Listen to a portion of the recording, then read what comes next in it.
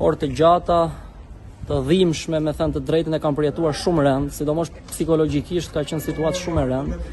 Nuk e prisja që do isha i burgosur, sepse nuk bëra diçka që duhej të burgosesha. Ishim në mbrojtje të një kauze që ne mendojmë se është e drejtë dhe po përdormi mjete të cilat janë legjitime, demokratike për të mbrojtur kauzat e drejta.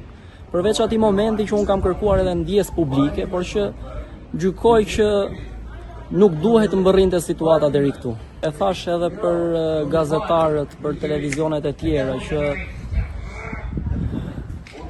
ajo është një problematike e cila e prek fshatin. Kështu që praktikisht ne vazhdojmë të mendojmë se ajo është kauzë e drejtë. Sigurisht, ne do ta ndjekim çështjen ose kauzën me mjete legjitime, demokratike, të ligjshme.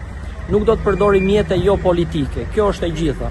Nëse aty ka paligjshmëri, atëherë është e drejta jonë që ta ndjekim ligjërisht. Pra, nëse kauza është e drejtë, na lind e drejta që ta ndjekim. Këtë kemi.